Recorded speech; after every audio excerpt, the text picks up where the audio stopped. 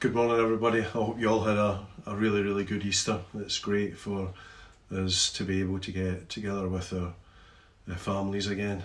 There was a number of people on Sunday or at the weekend who noticed that the old hair had gone.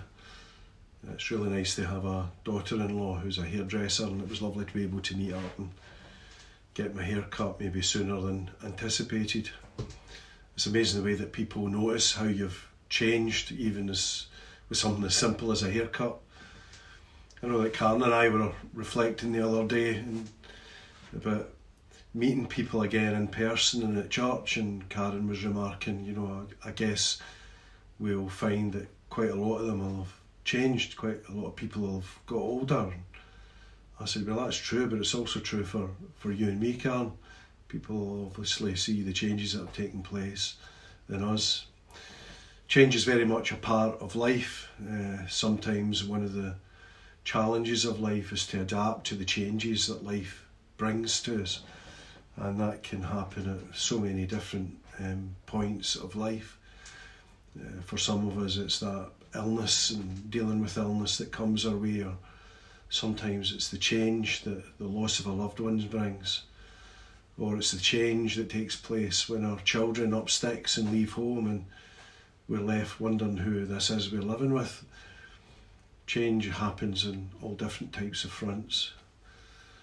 And yet, as you are reminded, the Bible teaches us that the one constant, the one reliable, the one unchanging thing within our lives is the fact that God doesn't change. And that's a real encouragement to us this morning.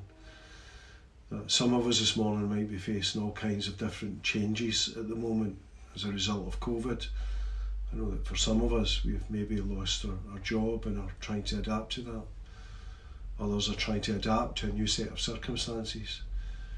Yet in that, standing with us, alongside us, walking with us, is the God who doesn't change.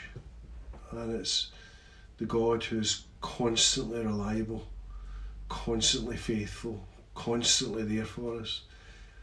And it's because he doesn't change that he can move the world on and bring it to its appointed goal, where one day all of us with unveiled faces will be able to worship him. So no matter what you're facing this week, no matter what you're facing today, take a few moments, sit in the presence of the unchanging God and thank him again for that unchanging grace, that consistent love that he's given to each one of us. This week we're going to be looking at some of the essentials within our Christian faith for the next 4 weeks up until Pentecost. We're looking at some of the things that we need to come back to again and again, things that are central and main elements of our faith. So we hope that you'll join us for that, and Mark's going to be looking at the whole area of love.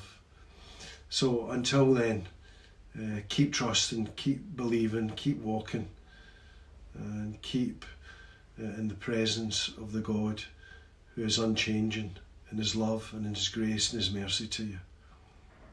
Have a good week, folks. Bye.